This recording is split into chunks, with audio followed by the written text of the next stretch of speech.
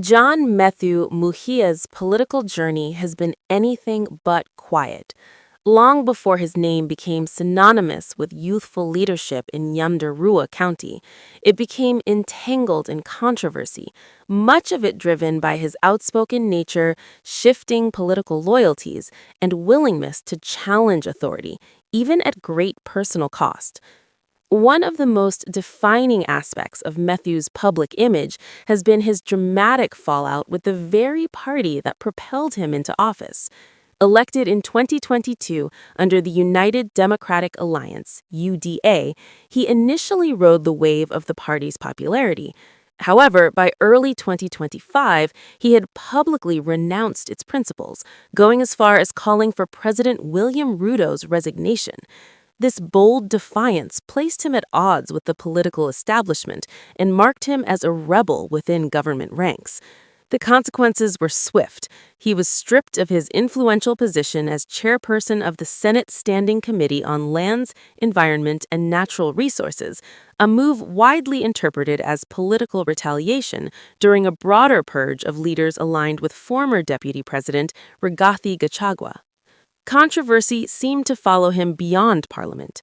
In late 2024, a political rally at Shamata Stadium descended into chaos after a tear gas canister was hurled into the crowd. Methu and his allies accused the state of intimidation, but critics dismissed the incident as political theater, alleging it had been staged to gain public sympathy. The incident deepened divisions around his leadership style, with supporters viewing him as a victim of state suppression and critics branding him a calculated populist. His rhetoric has also drawn sharp criticism. In 2023, he faced backlash for remarks perceived as fueling tribal division after he allegedly suggested that development projects should favor certain communities. He later stirred further controversy by questioning government investments in regions that had not supported the president electorally, comments that many saw as undermining national unity. Public confrontations have become a recurring feature of his political life.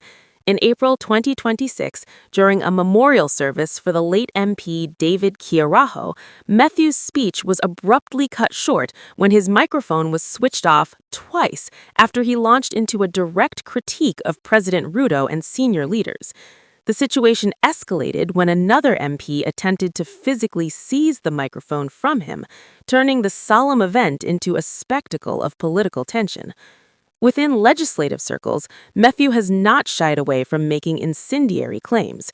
In March 2026, he described Parliament as a house of bribes, accusing it of losing its moral authority and oversight role. While some Kenyans applauded his candor, others viewed it as reckless and unbecoming of a sitting senator. His opposition to certain county funding measures also sparked backlash at home, with critics accusing him of undermining Nyandarua's development agenda. Meanwhile, his failed legal attempt to block a controversial Kenya shillings 51 million county payment further added to questions about his political judgment.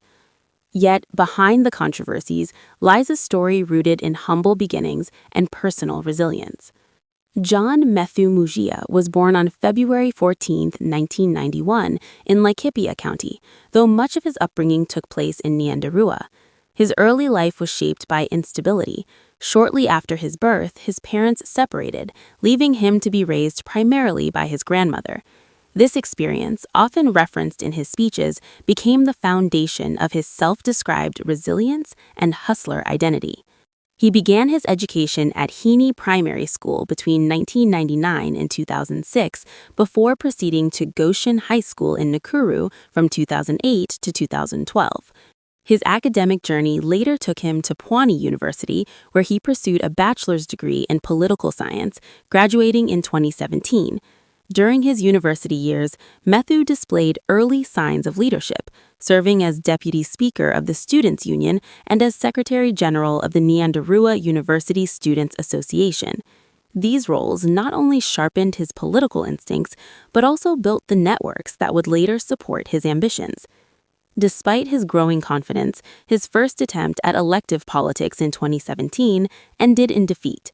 Rather than retreat, he transitioned into public service, working as the personal secretary to the Speaker of the Nyandarua County Assembly from 2018 to 2022. In this role, he gained first-hand experience in legislative processes, coordinating assembly functions and acting as a bridge between leaders and the public.